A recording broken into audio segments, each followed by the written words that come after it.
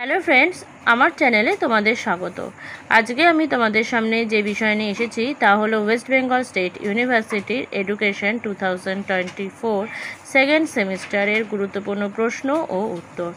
এর আগে সাজেশান আমি দিয়ে দিয়েছিলাম আর বলেছিলাম তার থেকে কোশ্চেনগুলো অ্যান্সার আমি দেব, তো নিয়ে চলে এসেছি। শুরু করছি। ব্যক্তিসত্তা বলতে কী বোঝো, এর বৈশিষ্ট্য আলোচনা করো। ব্যক্তিত্ব হলো একটি বহুল প্রচলিত শব্দ। সাধারণভাবে ইহা যে অর্থে ব্যবহৃত হয়, মনোবিজ্ঞানে সে কথা বলে না। প্রচলিত ধারণা অনুযায়ী সকলেই ব্যক্তিত্বের অধিকারী নয়। যে ব্যক্তি একটি বিশেষ স্বতন্ত্রতা রক্ষা করে চলেন বা যার মধ্যে কিছু অসাধারণ বৈশিষ্ট্য বর্তমান, তাকেই আমরা ব্যক্তিত্বের অধিকারী বলে মনে করি। ব্যক্তিত্বের এই সংকীর্ণ ব্যাখ্যাটি কিন্তু মনোবিজ্ঞান সম্মত নয়।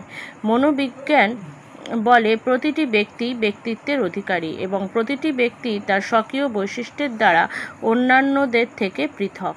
বলাই যেতে পারে ব্যক্তিত্ব হলো দেহ মনের একটি জীবন্ত ঐক্য, যা ব্যক্তির দৈহিক বৈশিষ্ট্যের সহজাত প্রবৃত্তি, মানসিক ক্ষমতা এবং আশা আকাঙ্ক্ষা, কামনা বাসনা, আগ্রহ, জীবনাদর্শ, অভ্যাস, অভিজ্ঞতা, নৈপুণ্য, দোষগুণ প্রভৃতি সহ প্রাকৃতিক পরিবেশের সঙ্গে ব্যক্তির অভিযোজনের ক্ষমতা এবং বাহ্যিক প্রতিক্রিয়া প্রভৃতির সংমিশ্রণই হলো ব্যক্তিত্ব।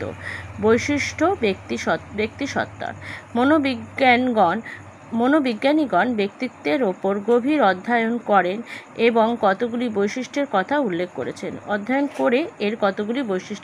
উল্লেখ করেছেন, যার মধ্যে অন্যতম হলো ব্যক্তিত্ব সহজাত ও অর্জিত উভয় প্রকার। ব্যক্তির সহজাত প্রবৃত্তি, প্রবণতা এবং পরিবেশের বিভিন্ন উপাদানের পারস্পরিক প্রতিক্রিয়ার ফলে ব্যক্তির ব্যক্তিত্ব বিকাশ লাভ করে। দুই ব্যক্তিত্বের একটি জীবন্ত হলো জৈব মানসিক সত্তা। ব্যক্তিত্ব দেহমনের ঐক্য। মানসিক এবং দৈহিক বৈশিষ্ট্যগুলি ঐক্যবদ্ধ হয়ে ইহা সুসামঞ্জস্য রূপ লাভ করে।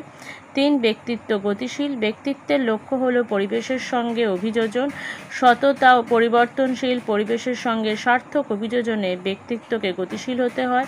চার ব্যক্তিত্বের আচরণ নির্ধারক। ব্যক্তিত্ব আচরণের প্রকৃতি নির্দিষ্ট করে, তাই ব্যক্তিত্বকে আচরণের নির্ধারক বলা হয়। আত্মসচেতন এবং আত্মনিয়ন্ত্রণের ক্ষমতা ব্যক্তিত্বের মূল ভিত্তি। ব্যক্তিত্ব যেমন বর্ণনাযোগ্য, ঠিক তেমনি পরিমাপযোগ্যও বটে। এই ব্যক্তিত্ব পরিমাপের কৌশল হিসেবে সাক্ষাৎকার, প্রশ্নগুচ্ছ, রেটিং স্কেল, প্রতিফলন, অভিক্ষা প্রভৃতি ব্যবহার করা হয়। ব্যক্তিত্বের আত্মপ্রকাশ হয় সামাজিক পরিবেশে। সমাজের আচার আচরণে ব্যবহার, রীতিনীতি, কৃষ্টি, ভাবধারা প্রভৃতি সামাজিক উপাদান ব্যক্তিত্ব সৃষ্টি করে। সে কারণেই ব্যক্তিত্ব সমাজের ওপর নির্ভরশীল। শেষে বলা যেতে পারে যে ব্যক্তিসত্তা পরিবেশের সংস্পর্শে এসে যখন বিকশিত হতে থাকে, তখন তার নিজের মধ্যে ব্যক্তি অনেক বৈশিষ্ট্যের সৃষ্টি করে।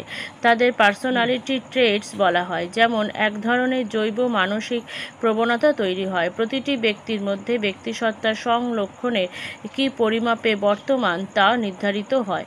ব্যক্তির সংলক্ষণ আচরণের মধ্য দিয়ে প্রকাশ পায়। সংলক্ষণ ব্যক্তিসত্তার একক, তাই প্রতিটি সংলক্ষণই অর্জিত এবং তা দ্বিমুখী। নেক্সট কোশ্চেন, বিকাশের নীতিগুলি উল্লেখ করো। 5 মার্কসের। বিকাশ হলো একটি মিথস্ক্রিয়ার ফল। বিকাশ হলো ধারাবাহিক প্রক্রিয়া। বংশগতি এবং পরিবেশের মিথস্ক্রিয়ার ফলেই বিকাশ ঘটে। 4 বিকাশ কেন্দ্র থেকে পরিধির দিকে এগিয়ে যায়। 5 বিকাশ এর ওপর দিক দিয়ে শুরু করে নিচের দিকে ঘটে।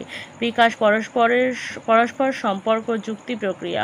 বিকাশ প্রক্রিয়া আমৃত্যু ঘটে। বিকাশ হলো খুব জটিল প্রক্রিয়া। বিকাশের ফলে যে চলন ঘটে তার ধারাবাহিকতা বিশ্বের সব শিশুর ক্ষেত্রেই দেখা যায়। ভবিষ্যৎবাণীর নীতি, সরল রৈখিক বনাম স্পাইরাল নীতি।